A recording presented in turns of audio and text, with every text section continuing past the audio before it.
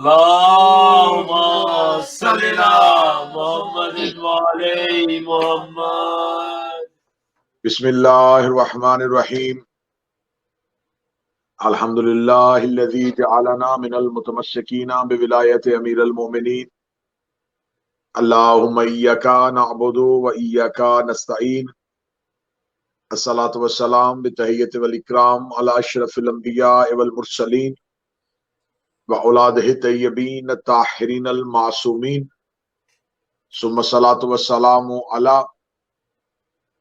اباء الحسین و بناء الحسین و جداء الحسین اولاد الحسین اصحاب الحسین و انصار الحسین ولعن اللہ تعالی علی اعداء الحسین. اما بعد فقد قال حق سبحانہ تعالی فی کتابہ المجید و فرقان الحمید. بسم اللہ الرحمن الرحیم. قد جاءکم من اللہ نور و کتاب مبین. بلندتر صلوات. اللهم صل صلی على علی محمد وعلی محمد وعلى محمد. دعا ہے خداوند متعال سرکار ولی العصر کی عزت و غیبت کے صدقہ سے ہماری سعی، ہماری کوشش اور کاوش کو اپنی بارگاہ میں قبول و منظور فرمائے. الہی آمین. جناب سید انتصار حسین شاہ صاحب، ان کے خانوادہ، دوست احباب کی کوشش اور مالک سرکار صاحب العصر والزمان کی بارگاہ میں یہ سجدہ ذکر کی سعادت مالک اپنی بارگاہ میں قبول و منظور فرمائے.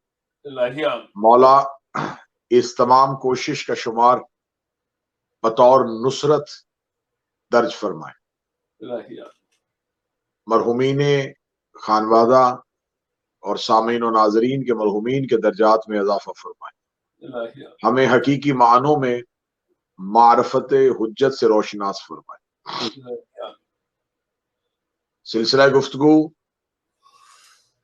سرکار ولی العصر کی حجت کی معرفت، اختیارات، علامات ظہور، اس پہ چل رہا ہے، اور آج اس موضوع کی آخری مجلس آپ کی سماعتوں کو ہدیہ کی جائے گی، اور انشاءاللہ کل سے اختیارات معصومین اور ولایت معصومین کے عنوان سے آپ کے سامنے گزارشات ہوں.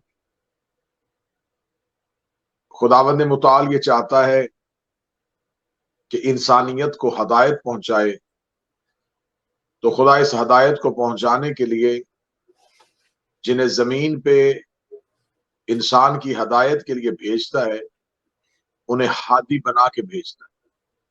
بے شک. وہ آ کے ہادی نہیں بنتے، وہ بن کے آتے. بے شک. انہیں چنا نہیں جاتا، انسان انہیں نہیں چنتا، بلکہ اللہ انہیں ہادی بنا کے بھیجتا ہے. بے شک. کیونکہ خدا خالق ہدایت ہے، خدا خالق انسان ہے، خدا خالق فطرت ہے. خدا بہتر طریقے سے جانتا ہے کہ انسان کو کیسی ہدایت چاہیے، انسان کا مزاج کیسا ہے، وہ کتنی ہدایت برداشت کرے گا، کس قدر وہ زندگی میں ہادی کا عمل دخل برداشت کرے گا. تو فطرت کے خالق نے اور انسان کے خالق نے انسانی فطرت کو مد نظر رکھتے ہوئے اس کی ہدایت کا بندوبست کیا. خداوند متعال بہتر طریقے سے یہ جانتا تھا کہ انسان مسلسل اللہ کی عبادت نہیں کر سکتا، تو اس نے عبادت کے لیے خاص اوقات مقرر کیے، اس نے عبادت کے لیے خاص وقت مقرر کیے. تو جو اللہ خالق انسان اور خالق فطرت ہے، وہی خدا انسان کی ہدایت کے لیے جب حجت کو بھیجتا ہے تو وہ خدا حجت کو انسانیت کے معیار پہ نہیں پرکھتا، وہ خدا اپنی قدرت کے معیار پہ پرکھتا. کیا بات ہے، کیا بات. جو ہادی زمین پہ آتا ہے، جو حجت بن کے آتی ہے، اس حجت کے لیے انسانوں کا مزاج نہیں دیکھنا، اس میں توحید کا مزاج ہوتا ہے. بے شک. آج میں بہت سی لڑائیاں اور بہت سے جھگڑے اور بہت سے سوالات اسی سوچ کی بنیاد پر کیے جاتے ہیں کہ اگر ایسا تھا تو امام نے ایسا کیوں نہیں کیا، امام ایسا کر سکتے تھے تو انہوں نے پھر ایسا کیوں کیا. یہ سارے سوالات وہ کرتا ہے جو امام کو اپنے جیسا سمجھتا ہے، جو ہادی کو اپنے جیسا سمجھتا ہے. حضرت امیر المومنین نے تلوار کیوں نہ اٹھائی، امام حسین علیہ السلام نے جنگ کیوں نہ کی؟ یہ سارے سوالات وہ کرتا ہے جو امام کو اپنے جیسا سمجھتا ہے۔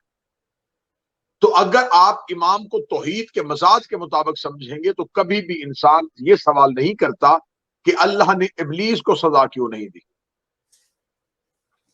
کبھی بھی انسان یہ سوال نہیں کرتا کہ خدا نے فرعون کو موت کیوں نہیں دی، کبھی بھی انسان یہ سوال نہیں کرتا کہ اللہ میں اگر طاقت تھی تو اس نے نمرود پہ عذاب کیوں نہیں بھیجا۔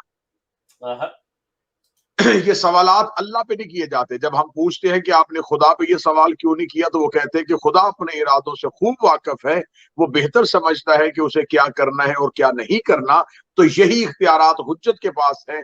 حجت بھی واقف ہے کہ مجھے کیا کرنا ہے اور کیا نہیں کرنا، اور اگر خدا اپنی طاقت کے ہوتے ہوئے اپنے منکروں اور اپنے دشمنوں کو مہلت دے دے تو اس کی ربوبیت میں کوئی فرق نہیں آتا، اور اگر امام اپنے نہ ماننے والے منکروں کو مہلت دے دے تو امام کے اختیارات میں بھی کوئی فرق نہیں آتا۔ بہت خوب، نعرہ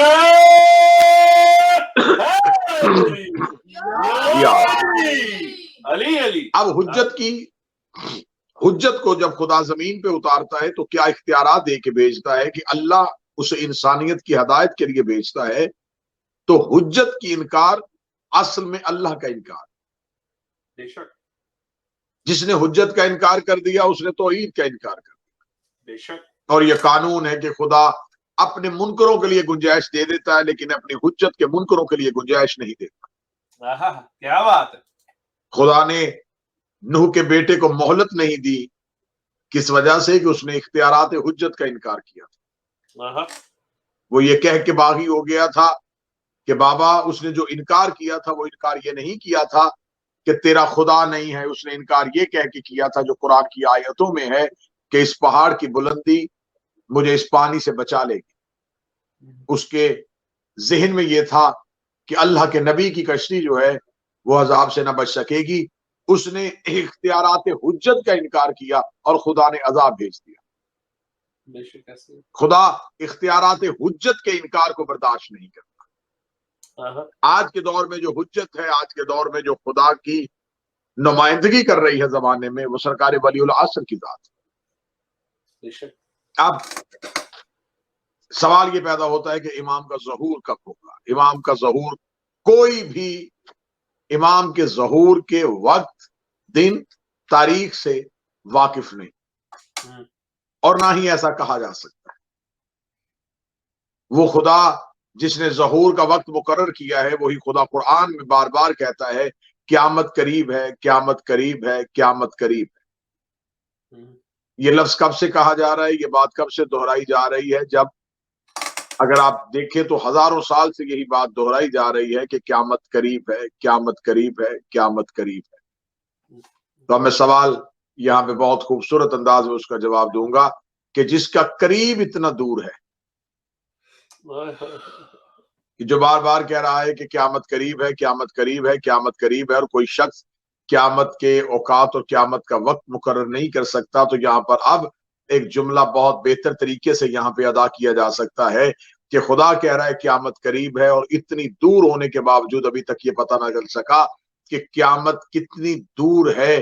تو جس خدا نے کہا تھا کہ اے اہل بیت محمد میں نے ہر رزق کو تم سے دور رکھا ہوا ہے، تو جس کا قریب اتنا دور ہے اس کا دور کتنا دور ہوگا؟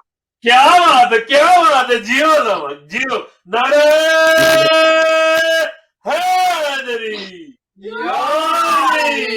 جس نے قیامت کے قریب کے لیے کہہ رکھا ہے کہ قیامت قریب ہے، تو جس کا قریب اتنا دور ہے اس کا دور کتنا دور ہوگا؟ سرکار ولی اللہ زمانے میں تشریف لائیں گے امام کا ظہور، تو ظہور سے پہلے علامات ظہور کا ذکر جو ہے وہ احادیث میں ضرور ہوا ہے۔ اکثر یہ سوال، یہ بات اکثر نوجوان پوچھتے ہیں، اکثر بچے پوچھتے ہیں کہ امام زمانہ کے سپاہیوں کی جو تعداد ہے وہ 313 ہے، تو 313 سپاہیوں کی تعداد جو ہے وہ 313 امام کا لشکر نہیں، وہ 313 جو ہیں وہ مولا کے کمانڈر ہیں، وہ لوگ ہیں جو امام کی نصرت کے لیے لوگوں کو تیار کریں۔ اس کا قطر مقصد یہ نہیں ہے کہ صرف 313 ہی کے ساتھ جو ہے وہ امام خروج کریں گے۔ 313 امام کے لشکر کے سپاہیوں کی تعداد نہیں، 313 جو ہے وہ میرے مولا کے ان نوکروں کی تعداد ہے جو اپنے اپنے لشکر اور اپنے اپنے دستوں کی سربراہی کریں گے۔ سرکار ولی العصر کے علامات ظہور کے بارے میں ایک شخص نے امام صادق سے پوچھا تھا کہ مولا ہر فرد کو جس کا انتظار ہے وہ آپ کو وہ قائم کب آئے گا؟ تو مولا سرکار امام جعفر صادق اللہم صلی اللہ محمد محمد محمد۔ مولا نے فرمایا کہ ہر فرد کو، صرف مسلمان کو نہیں، ہر فرد کو ہمارے قائم کا انتظار ہے۔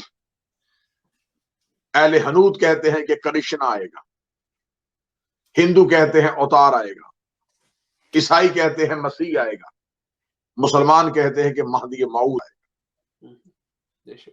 کوئی مذہب ایسا نہیں ہے، کوئی نظریہ ایسا نہیں ہے کہ جس کی ہاں انتظار نہ ہو۔ ہر کوئی انتظار میں ہے کہ کوئی آنے والا ہے، کوئی نجات دہندہ ہے جس نے انسانیت کو نجات دلوانی۔ مولا سے کسی صحابی نے صاحب الزمان کی غیبت کی وجہ پوچھی تو میرے مولا نے فرمایا دیکھو جو حجت خدا ہوتی ہے غیبت کے اسباب پہ گفتگو کرتے ہوئے مولا نے کہا کہ ہر حجت کے کوئی نہ کوئی ذاتی اسرار ہوتے ہیں جس سے وہ صرف خود واقف ہوتا ہے۔ اور مولا نے فرمایا ہمارے ماندی کے افعال خضر کے فعل کی طرح ہے، جیسے جناب موسیٰ رسول بھی تھے، نبی بھی تھے، حجت بھی تھے، لیکن اتنا کچھ ہونے کے باوجود وہ خضر کے اسرار سے واقف نہیں تھے۔ مولا نے فرمایا غیبت جتنی طولانی ہو رہی ہے یہ خود قائم بتائیں گے کہ غیبت کے طولانی ہونے کی وجہ کیا ہے۔ ہر دور میں ہر معصوم نے یہ فرمایا کہ وقت مقرر کرنے والا جھوٹا ہے، جس نے بھی امام کی آمد کا وقت مقرر کیا وہ کاذب ہے۔ یہ وہ راز ہے جو 313 مولا کے ساتھ آنے والوں کو بھی نہیں بتایا گیا، بس اللہ نے اتنا بتایا ہے کہ ذالک یوم الخروج، وہ خروج کا دن ہے جب پکارے جانے والا پکارے گا دور سے، لیکن سننے والے سمجھ جائیں گے کہ ہمیں قریب سے بلایا گیا۔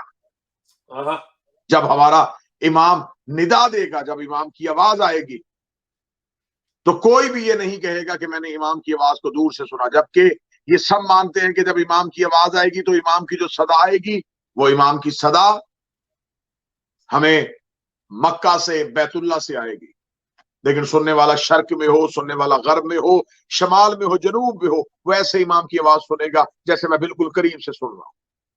جب امام آئیں گے تو امام کا تصرف، امام کا اختیارات ایسے ہو جائے گا، سائنس کی تمام ترقیاں منجمد ہو جائیں گی، ہر چیز وہیں پہ رک جائے گی۔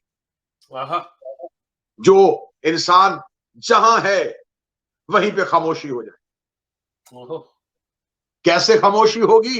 قرآن کہتا ہے کہ جب جناب نوح نے اپنی کشتی پہ بیٹھنے کے لیے آواز دی تو جس شیر نے ہرن کو شکار کے لیے اپنا پنجہ اس کے اوپر گاڑا ہوا تھا وہ پنجہ وہیں سے اٹھ گیا اور ہرن بھی کشتی کی طرف دوڑا اور شیر بھی کشتی کی طرف دوڑا۔ کیا بات! جناب نوح نے جب بلایا تھا تو شیر کا پنجہ اگر ہرن کے اوپر تھا تو اس نے وہیں سے اپنے ہاتھ کو واپس کیا اور حجت کی پکار پہ دوڑا۔ کیا بات! ہر جنس نوح کے بلانے پہ چلی گئی، وہ نوح بلائے گا اور ہر جنس جائے گی، یہ نوح کا مولا بلائے گا۔ کیا بات ہے! نعرہ حیدری یا علی ہے۔ ہر طرف سے مولا کی اذان کی آواز آ رہی ہوگی اور ہر کوئی سننے والا یہ سمجھے گا کہ شاید میرے گھر کے باہر کوئی اذان دے رہا ہے۔ کیا بات ہے! اور فرشتہ آسمان پہ ندا دے گا، اے دنیا والو خوشیاں مناؤ، ظلمت کی رات جھٹ گئی، زمین کو عدل سے بھرنے والا آ گیا۔ سورہ بقرہ کی آیت میں اللہ نے ایک وعدہ کر رکھا ہے۔ امیر کائنات فرماتے قرآن میں ایک ایسی آیت ہے جس میں قائم کے ساتھیوں کا ذکر ہے۔ جب اللہ نے کہا کہ تم چاہے جہاں کہیں بھی رہتے ہو تم سب کو ایک جگہ پہ جمع کیا جائے گا، وہ جن کو جمع کیا جائے گا وہ سرکار قائم کے پہلے صحابی ہوں گے، وہ پہلا لشکر ہوگا جو 313 کی تعداد میں ہوگا اور امام زمانہ کی صدا پہ لبیک کہتا ہوا امام کی طرف پلٹ آئے گا۔ یہ پہلے 313 صحابہ۔ سبحان اللہ۔ کچھ لوگ ایسے ہوں گے جو اپنے گلی محلوں میں کھڑے ہوں گے اور امام کی آواز پہ دوڑنا شروع کریں گے، اور امام سے جب پوچھا گیا تھا کہ مولا جب آپ کا قائم پکارے گا تو لوگوں کی آنے کی حالت کیا ہوگی، تو امام نے فرمایا ہے کہ تمہارا کان تمہارے کان میرے قائم کی اذان کا منتظر ہونا چاہیے، تمہارے ذہن میں یہ ہونا چاہیے کہ کوئی آنے والا ہے، کسی کی صدا آنے والی ہے۔ جب تم اپنے ذہنوں میں اس بات کو رکھو گے، تمہارے کان بیت اللہ کی طرف ہوں گے۔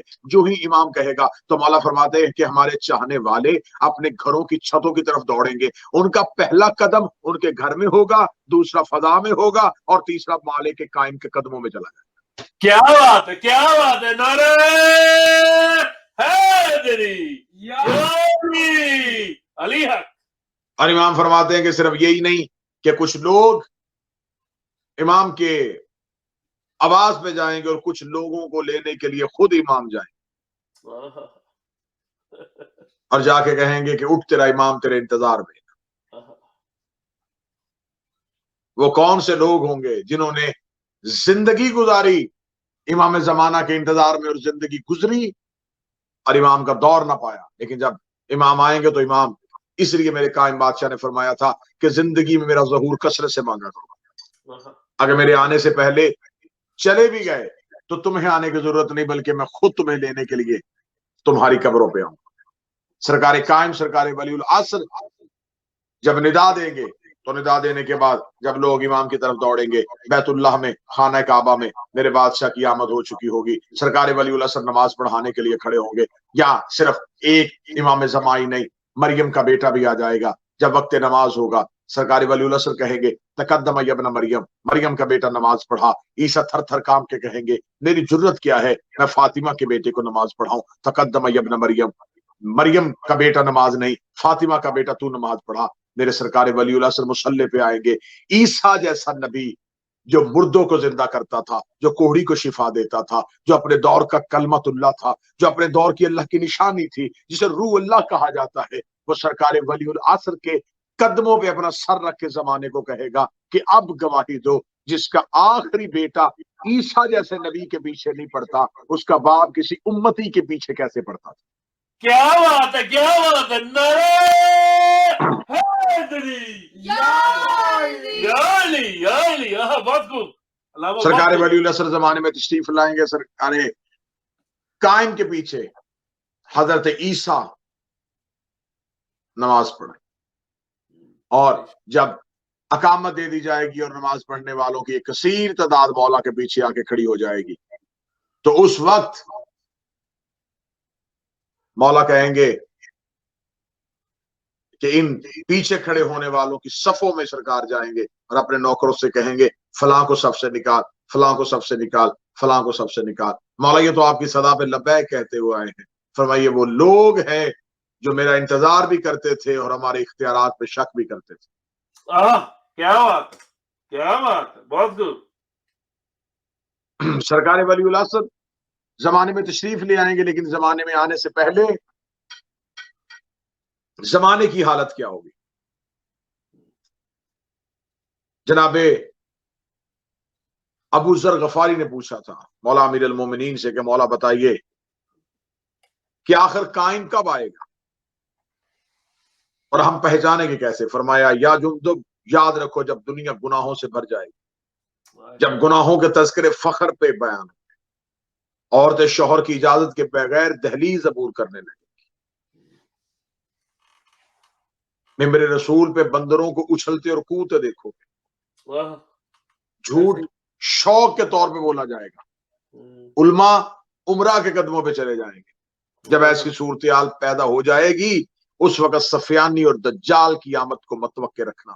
شرق و غرب، شمال و جنوب، زمین کو خون سے بھر دیا جائے گا، یہاں تک کہ سرزمین ہند میں بہنے والا دریائے سندھ پانی کی جگہ خون بہے گا، خس و خشا کی جگہ لاشیں بہے گی۔ اس وقت ایک 13 و تاریک بادل آسمان کی وسعت پہ چھائے گا، اگر وہ بادل پردہ ظلمات کے قریب سے بھی گزر جائے گا تو ظلمات سے بھی الامان الامان الامان کی آوازیں آئیں گی، لیکن اے سلیمان جندب گھبرانا نہیں، اس وقت اس بادل سے ایک بجلی چمکے گی، ایک بادل کٹے گا، بجلی کی چمک سے ایک شخص بادل سے اترتا ہوا نظر آئے گا۔ دیکھتے رہنا، یہ آنے والا میرے بیٹے کا نقیب ہوگا جس کا نام عیسیٰ ہوگا، وہ کعبہ کی چھت پہ اترے گا۔ اس کے بعد تم دیکھو گے کرا نامی بستی کے درمیان میں، پہاڑیوں کے دامن میں एक अबा अपने बदन पे डाले हुए, खजूरों की शाख को अपने हाथों पे लिए हुए, चंद भेड़ों को हाँकता हुआ एक शख्स काबतुल्लाह की तरफ बढ़ेगा। ऐ सुलेमान जुंदब, अगर उस सब्ज अमामा वाले को देखो तो फौरन उसके कदमों में गिर जाना, वही मेरा कायम होगा। क्या बात है, नारे हैदरी! जो ही वो खाना काबा के करीब पहुंचेंगे, छड़ी टेक देंगे, दीवारे काबा के करीब आएंगे, दो उंगलियां काबा की जंजीर में डालेंगे, बगैर किसी जीने के काबा की छत पे चढ़ जाएंगे और अजान देंगे। अल्लाह अकबर की पहली आवाज आएगी, आवाज हर जगह फैल जाएगी। कायनात के गोशे गोशे से खींच के लोग जैसे मकनातीस आता है विलायत के कदमों में पहुंचेंगे। जब खुलाक जमा हो जाएंगे, जब तमाम मखलूकात जमा हो जाएंगी, तो उस वक्त सुलेमान बिन दाऊद का मिंबर लग जाएगा। हाथ में अंगुश्तरिये सुलेमान होगी, मली का असा होगा, अली की तलवार होगी, साब नामी बादल घुटने टेकने के लिए आ जाएगा। जाहो जलालो तजम्मल से वकारे काबा से उतरने के बाद, वकारे काबा से जब मुसलसल उतरेंगे, बिला तशबीह दाएं देखेंगे बाएं देखेंगे, तो सहाबा पूछेंगे कि मौला क्यों देख रहे हो? फरमाते हैं मेरे दिल में आज से इंतकाम है, चाहता हूं ये जितनी जल्दी हो सके ये इंतकाम की आग पूरी हो जाए। मौला वो किस चीज का इंतकाम है? फरमाया मैं इंतकाम की आग में तड़प रहा हूं। और यूं ही कब्जा तलवार पे हाथ रखते हुए न्याम से तलवार को बाहर खींचेंगे और खींच के कहेंगे या सारतल हुसैन, मुझे खून हुसैन का इंतकाम लेना। आहा, क्या बात, क्या बात।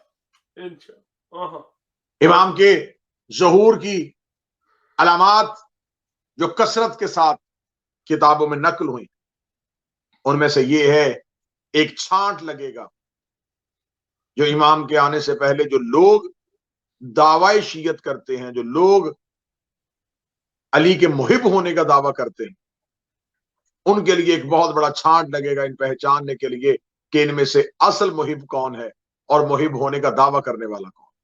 क्या बात है, क्या बात है।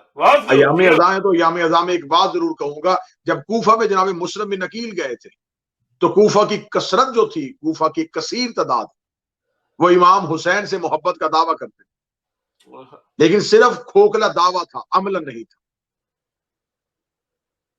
हुसैन इब्न अली ने अपने एक सफीर को भेजा, अभी हुज्जत नहीं गई, हुज्जत का नुमाइंदा गया,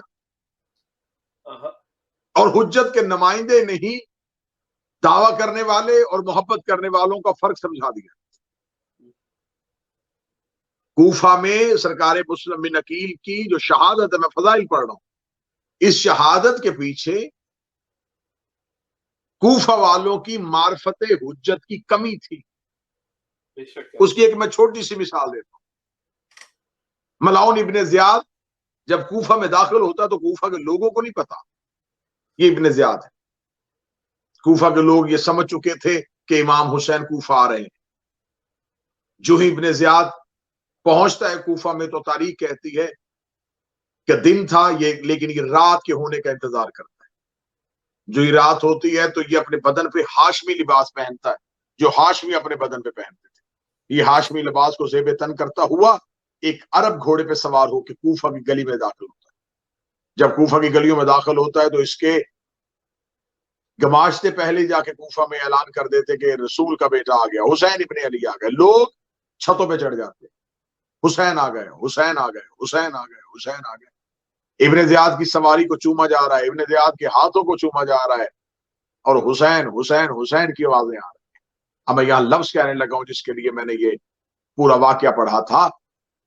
कूफा में हुज्जत मारिफ, इमाम की कमी थी, मारिफत हुज्जत की कमी थी। अब मैं यहां लफ्ज कहने लगा हूं, अगर मार्फत हुज्जत की कमी हो तो लोग इब्ने ज़ियाद को भी हुसैन समझ लेते। दुश्मनाने अहले बैत पर लानत, बेशुमार। मैं फिर लफ्ज तब्दील करके पढ़ता हूं, बेशुमार। लफ्ज को यूं तब्दील करके पढ़ते हैं कि अगर इमाम की मारिफत ना हो तो लोग झूठों को भी इमाम समझ लेते। इब्ने बजाना पर लानत। मार्फत हुज्जत की कमी की वजह से लोगों ने यह समझ लिया कि शायद ये हुसैन इब्ने अली।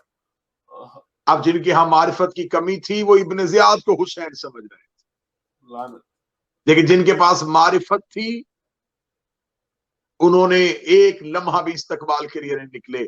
जब उनसे पूछा गया کہ تم استقبال کے لیے کیوں نہیں گئے؟ یحییٰ بن اسد سے پوچھا گیا تم استقبال کے لیے کیوں نہیں گئے؟ حسین ابن علی آ گئے، اس نے کہا یہ حسین نہیں ہے۔ کیسے پہچانا؟ اس نے کہا پہلی شرط اس وجہ سے پہچانا، حسین ہوتے تو کبھی رات کی تاریکی میں کوفہ میں نہ آتے۔ کیا بات! یہ فاتح مکہ کا نواسہ ہے، جو مکہ کے بعد یہ سوچ کے انتظار کرتے ہیں کہ ابھی مکہ کے لوگ سو رہے ہیں، تو جب رسول نے مکہ رات کے وقت داخل نہیں ہوئے تو حسین ابن علی رات کو کیوں داخل ہو؟ کیا بات، کیا بات! ایک دوسرے شخص سے پوچھا کہ تم استقبال کے لیے کیوں نہیں گئے؟ کیا یہ حسین نہیں؟ اس نے کہا میں یقین سے کہہ سکتا ہوں یہ حسین۔ کیوں حسین نہیں؟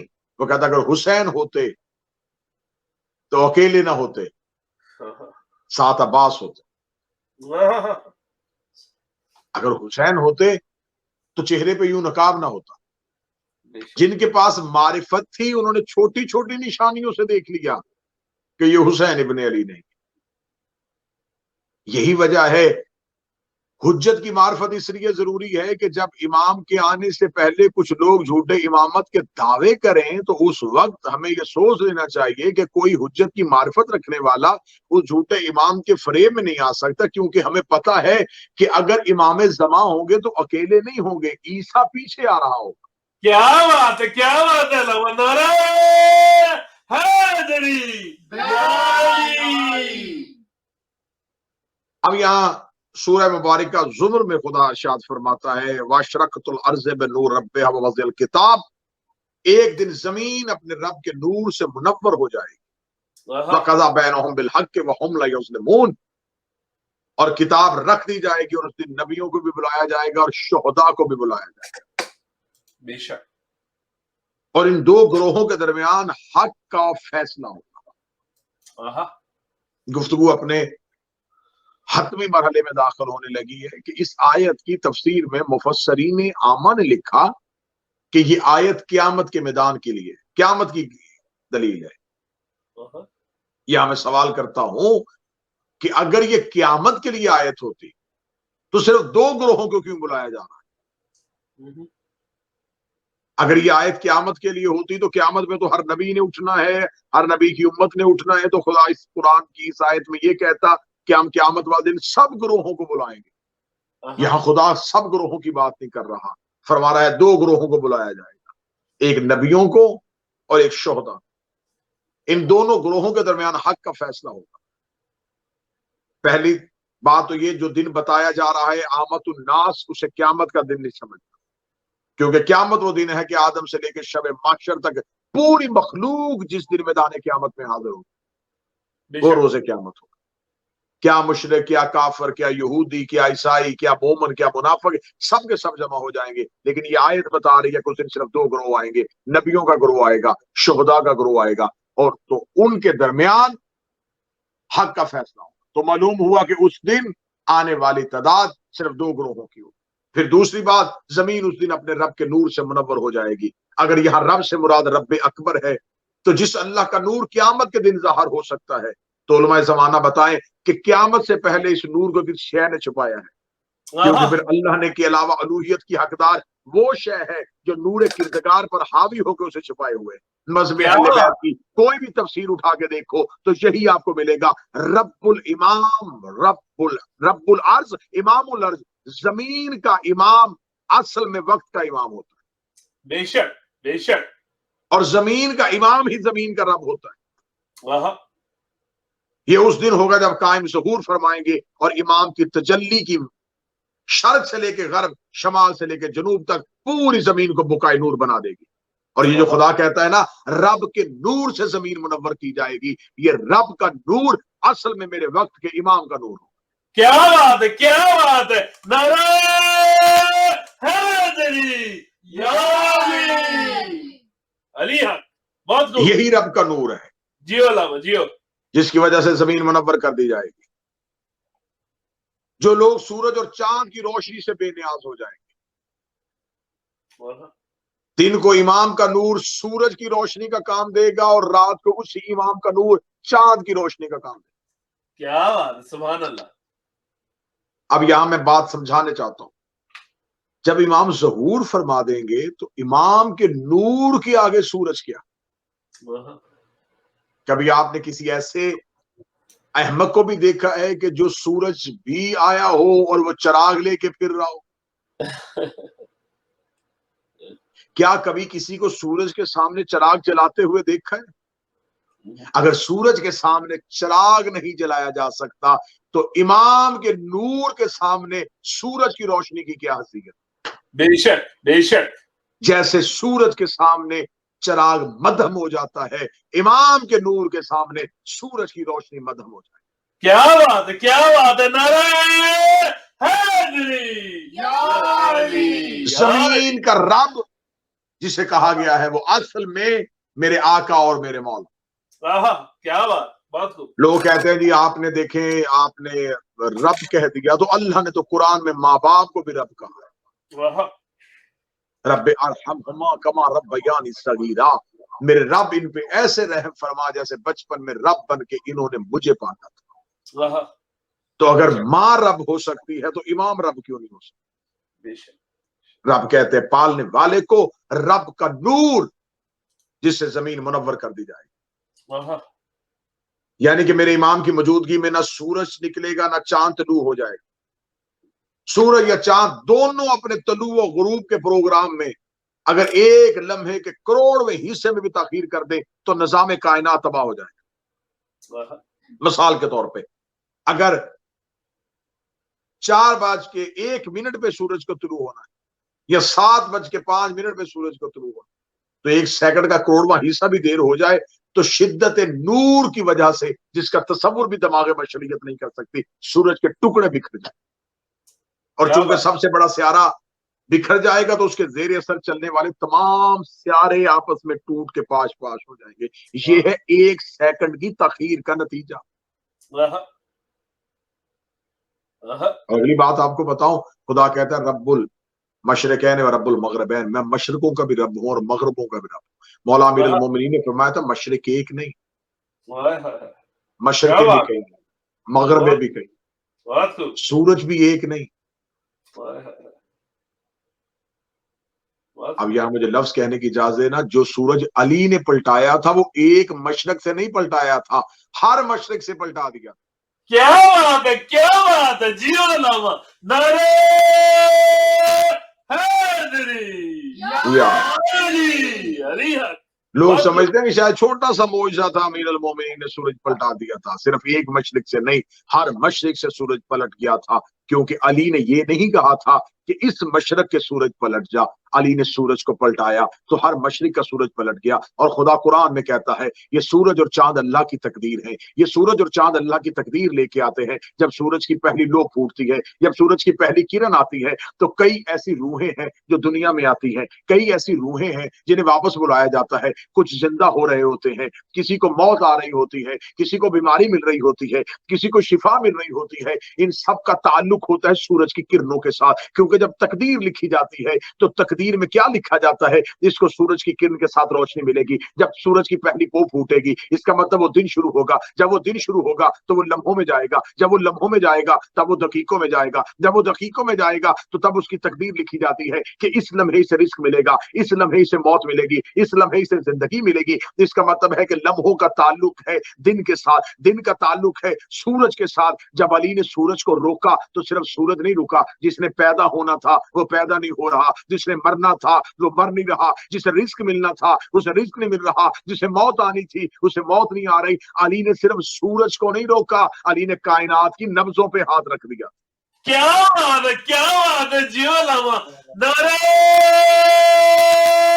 حیدری یا علی. تو امیر المومنین نے سورج کو پلٹایا تھا، بلال نے روک دیا تھا. کیا بات، کیا بات. جو کام علی کے نوکر کر لیں کہ علی کا نوکر کائنات کے نظام کو روک دے، وہ علی خود کیا کر سکتا ہو؟ کیا بات ہے، بہت خوب. آیت کہتی ہے کہ انبیاء بھی آئیں گے، شہداء بھی آئیں گے، وَقَضَى بَيْنَهُمْ بِالْحَقِّ، اور ان کے درمیان حق کا فیصلہ ہوگا. یہ جو آیت ہے یہ نشاندہی کر رہی ہے رجعت کی. حشر سے پہلے بھی ایک حشر ہے جس کا اشارہ سورہ کہف کی اس آیت میں ہے، جس میں خداوند متعال ارشاد فرماتا ہے وَاسْتَمَعْ يَوْمَ يَنَادُ الْمُنَادِ مِنْ مَكَانِ الْقَرِيبِ، خدا کہتا ہے کہ وہ دن آئے گا جب زمین کو لوگوں کے سامنے سرت سے پھٹ جائے گی، ایک چھوٹا حشر ایک بڑا حشر۔ چھوٹے حشر کا نام رجت ہے، جس میں انبیاء اور شہداء آئیں گے، کس چیز کے لیے؟ فیصلے کروانے کے لیے، اور فیصلہ حق کا ہوگا، اور وہ فیصلہ تخت میں بیٹھ کے میرے وارث امام زمان کرے۔ اب اللہ کہہ رہا ہے تمام انبیاء کے درمیان فیصلہ ہوگا، ابراہیم اپنا مقدمہ دائر کریں گے، نمرود نے کیا ظلم کیا۔ تو میں سوال کرنے کا حق رکھتا ہوں، جب ابراہیم مقدمہ کریں گے تو اگر نمرود ہوگا ہی نہیں تو پھر سزا کیسی؟ کیا بات ہے، بات کرو۔ اس کا مطلب صرف اللہ کی حجتیں نہیں آئیں گی، دشمنوں کو بھی اٹھایا جائے گا۔ لعنت۔ اب رجت کو ایک جملے میں بند کر دوں، ایک جملے میں رجت کو بند کر دوں، انبیاء کو انصاف دینا اور ان کے دشمنوں کو سزا دینا، اسے رجت کہتے ہیں۔ کیا بات ہے، کیا بات ہے، نعرہ حیدری یا علی۔ رسالت امام نے خم غدیر میں جو خطبہ پڑھا تھا اس میں رجت کی طرف کھلم کھلا اشارہ رسول نے کیا تھا۔ تفسیر کمی میں گواہی دو، کیا میں نے نہیں پہنچایا؟ سب نے کہا یا رسول اللہ پہنچایا۔ فرمایا اب رایت ختم، جو حقیقت ہے اس کی طرف میں نے سفر شروع کر دیا۔ رسالت امام نے فرمایا کہ کیا تم بتاؤ کہ میں نبی تمہاری جانوں سے زیادہ قریب ہوں؟ آپ جانوں سے زیادہ قریب۔ رسول نے فرمایا سنو، الا لا ترجعوا بعد کفارا، رجت پڑھنے لگا ہوں۔ رسالت امام نے خم قدیر پہ علی کی ولایت کا اعلان کرنے کے بعد کہا دیکھو میں نے تم تک علی کی ولایت پہنچا دی ہے، خبردار میرے جانے کے بعد پچھلے دین کی طرف پلٹ نہ جانا۔ کیا بات ہے، بہت خوب۔ میں رجت پڑھنے لگا ہوں۔ رسالت امام نے فرمایا خبردار میرے جانے کے بعد اپنے پچھلے دین کی طرف پلٹ نہ جانا، اگر تم بھی اپنے دین کی طرف پلٹو گے تو یاد رکھنا رجعت میں میرے ہاتھ میں میری تلوار ہوگی۔ کیا بات، کیا بات، اور میں تمہاری گردنیں اڑا دوں گا۔ سبحان اللہ۔ ابھی رسول نے کہا تھا تو اب بعد میں ایک صحابی نے امام سے پوچھا تھا کہ رسول تو تلوار اٹھاتا ہی نہیں ہے، فرمایا جو محمد بن کے تلوار اٹھائے گا وہ ہمارا قائم۔ کیا بات ہے، کیا بات ہے، نعرہ حیدری یا علی۔ سرکار ولی العصر ہیں جو قائم محمد بن کے بدلہ لیں گے، علی بن کے بدلہ لیں گے، حسن بن کے بدلہ لیں گے۔ رجت مذہب شیعہ کے مسلمات میں سے میرے مولا امیر ممکنات نے ایک جگہ پہ خطبہ دیتے ہوئے ارشاد فرمایا تھا کہ دنیا والوں یاد رکھو میں ایک بار نہیں بار بار دنیا میں آتا ہوں۔ کیا بات، میرے لیے تکرار کے بعد تکرار ہے، میرے لیے رجت کے بعد رجت ہے، رجت بھی ایک نہیں، رجت کے بعد رجت، رجت کے بعد رجت، رجت کے بعد رجت۔ علی فرماتے کئی رجتیں ہیں، انا صاحب الرجات، میں کئی رجتوں کا مالک ہوں، میں عجیب عجیب ملکوں کا فرما روا ہوں جن کے بارے میں تم تصور ہی نہیں کر سکتے۔ اور علی فرماتے ہیں کہ صرف میں ہی نہیں، ہم 14 کے 14 بار بار پلٹائے جاتے ہیں۔ کیا بات ہے، کیا بات ہے، نعرہ حیدری یا علی۔ صرف میں ہی نہیں، ہم بار بار آتے، ہم بار بار آتے، ہم بار بار آتے، ہماری اطاعت ہر ایک پہ واجب۔ صرف یہ نہیں کہ یہ دنیا سمیٹ لی جائے گی اور پھر اس کے بعد آل محمد کی شاہی ختم ہو جائے گی، ہم پلٹیں گے، پھر نئی مخلوق، ہمیں پھر پلٹایا جائے گا، پھر ایک نئی مخلوق اور نیا آدم، نیا عالم، اور پھر ہم 18,000 عالمین، 18,000 آدم، لیکن آل محمد ایک ہی ہے۔ کیا بات ہے، بے شک۔ عالمین بدلتے ہیں، آدم بدلتے ہیں، آل محمد نہیں بدلتے۔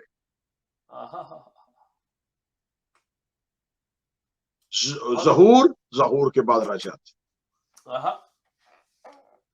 قائم زمانے میں ظاہر ہوں گے، اور ظاہر ہونے کے بعد جب رجعت کا دور آئے گا انبیاء کو پلٹایا جائے گا، شہداء کو پلٹایا جائے گا، ان کے دشمنوں کو اٹھایا جائے گا، اور آدم سے لے کے 11ویں امام شہنشاہ سرکار حسن عسکری علیہ السلام تک تمام حجتوں کا جو بدلہ لے گا اس حجت کے دشمن سے وہ رجت کا دور، بے شک، اور حق کو اس کی طرف پلٹا دیا جائے، کہیں جانا اور اس کے بعد پلٹنا، اسے رجت کہتے ہیں۔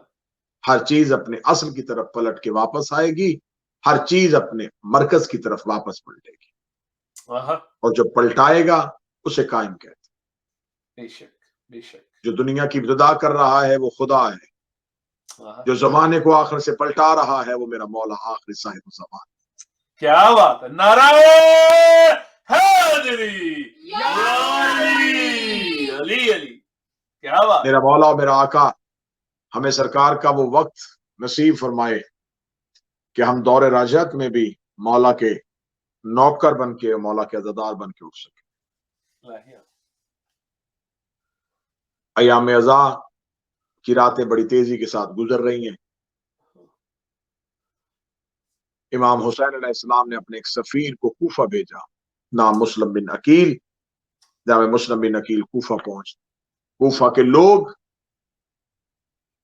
امام حسین علیہ السلام کی بیعت سے پھر جاتے، معرفت امام نہ ہونے کی وجہ سے محب ہونے کا دعویٰ کرتے تھے لیکن نصرت کے لیے تیار نہ تھے۔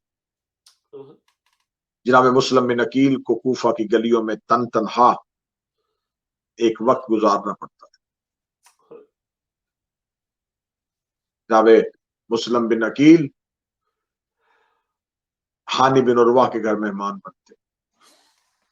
ہانی بن عروہ کہتا ہے کہ ابن زیاد مجھ سے ملنے کے لیے آئے گا، آپ پردے کے پیچھے چھپ جائیے گا، میں جب اپنے سر سے امامہ اتاروں تو آپ ابن زیاد کے سر پہ وار کر دیجیے۔ ابن زیاد نشست مکمل ہونے کے بعد جب اٹھ کے چلا جاتا ہے تو ہانی جناب مسلم سے سوال کرتا ہے کہ آپ نے سر کیوں نہیں کاٹا؟ جناب مسلم کہتے ہیں چھپ کے وار کرنا ہم ہاشمیوں کا شیوا نہیں، اور ویسے بھی وہ آپ کے گھر مہمان تھا، کسی کو گھر بلا کے یوں مارنا ہم ہاشمیوں کا شیوا نہیں۔ جس نے اپنے ازلی ترین دشمن کو گھر آئے نہیں مارا تھا، اسے کیا پتا تھا کہ علی کی بیٹیوں کو شام میں بلا کے مارا جائے گا۔ جناب مسلم بن عقیل کوفہ کی گلیوں میں تنہا تھے۔ ایک مومنہ کے گھر میں جناب مسلم نے پناہ لی۔ جو ہی فوج کے تازہ دم دستے مسلم کی گرفتاری کے لیے آئے تو جناب مسلم تلوار لے کے جب گھر سے باہر جانے لگے تو توآ نامی اس خاتون نے کہا، اے فرزند عقیل آپ باہر نہ جائیے گا۔ جب مسلم دے کے کہتے ہیں کہ میں گوارا نہیں کرتا میری موجودگی میں تیرے گھر میں فوج آ جائے۔ یہ ہے ہاشمی غیرت، جو اپنی ایک کنیز کے گھر میں بھی فوج کا آنا برداشت نہیں کرتے۔ اللہ جانے سید الساجدین نے شام غریبہ خیام حسینی میں فوج اشقیہ کا آنا کیسے برداشت کیا۔ جامع مسلم بن عقیل تلوار کو نکالتے ہیں، تلوار کو بے نیام کرتے ہیں۔ ایک ایسا زوردار حملہ کیا جاتا ہے کہ کوفہ کے در و دیوار کانپ جاتے ہیں۔ کوفہ والوں کو دوبارہ لڑتا ہوا علی نظر آتا ہے۔ خیبر اور خندق کی یاد تازہ ہو جاتی ہے۔ فوج کوفہ کے صدر دروازے پہ جا کے لگتی ہے۔ جناب مسلم بن عقیل کوفہ کی گلیوں میں تنہا 100 کے لشکروں کے ساتھ مقابلہ کر رہے ہیں۔ آخر خبر دربار میں پہنچائی جاتی ہے کہ تازہ تم دستہ بھیجو۔ وہ کہتا ایک مسلم کے لیے اتنے سپاہی۔ تو اسے خبر دی جاتی ہے یہ کوفے کا عام بنی یا نہیں، یہ عقیل کا بیٹا مسلم ہے۔ تو اس نے کہا پھر تمہیں کس نے کہا ہے کہ ہاشمی تلوار سے مارے جاتے ہیں، ہاشمی دھوکے سے مارے جاتے ہیں؟ کوفہ کی ایک گلی میں ایک گڑھا کھودا جاتا ہے، جناب مسلم کے اوپر آگے سے زوردار حملہ کیا جاتا ہے۔ جناب مسلم پچھلے قدم دفاع میں جاتے ہوئے جو ہی گڑھے میں گرتے ہیں، کوئی تیر مارتا ہے، کوئی تلوار مارتا ہے، کوئی نیزہ مارتا ہے، زخم مسلم کو گڑھے سے نکالا جاتا ہے۔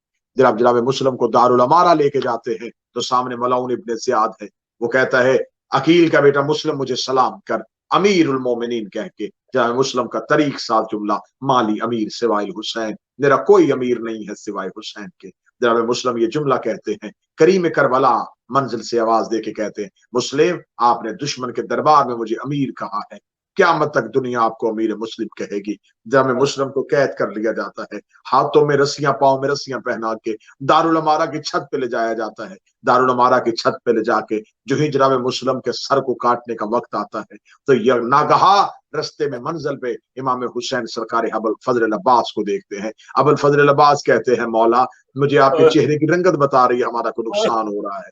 जनाब मुस्लिम बिन अकील की खबर के बारे में जब पूछते हैं तो सरकार इमाम हुसैन जनाब अबुल फजल अब्बास से कहते हैं, हमारी दो उंगलियों के दरमियान देखिए। जनाब अबुल फजल अब्बास कहते हैं, मौला कोई दारुल अमारा की छत है, कोई गरीब मुसाफिर है जिसका अबरू कटा हुआ है, जिसका होंठ कटा हुआ है, मौला जल्लाद की नंगी तलवार उसके सर पे है। मौला फरमाते हैं, अब्बास पहचानिए ये मुस्लिम बिन अकील है। मुस्लिम का नाम आना था। सखी अब्बास अपनी तलवार को न्याम से खींचते हैं, के कहते हैं, मौला मुझे इजाजत दीजिए। फरमाया, क्यों कहे जाना चाहते हैं? फरमाया, कूफा में जाकर लड़ूंगा, मुस्लिम को बचाऊंगा। फरमाया, अगर मुस्लिम को बचाना होता मैं कभी अली की बेटियां लेके मदीना से न चलता। अब्बास हमने जंग नहीं करनी। अब्बास रो के कहते, मेरी तलवार रख लीजिए, मुझे जंग करने की इजाजत न दीजिए, लेकिन एक बार मुझे भेजिए, मैं मुस्लिम का लाशा उठाऊं, मैं मुस्लिम का जनाजा दफनाऊं। फरमाया, आप जरा जमीन पे देखिए। अब्बास रो के कहते, मौला उंगलियां हटा लीजिए। आपकी माँ फातिमा ज़हरा कूफा में दारुल अमारा की छत के नीचे बैठ के अपने दामन को फैला के कह रही हैं,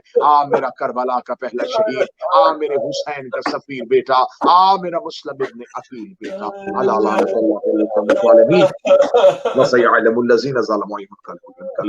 मेरा मालिक हमारी हाजिरी को अपनी बारगाह में कबूल मंजूर फरमाए, इन आंसुओं को अपनी बारगाह में कबूल मंजूर फरमाए, इसका बेहतर से बेहतर अजर अता फरमाए, परेशानियां तमाम मोमिनीन की खत्म फरमाए।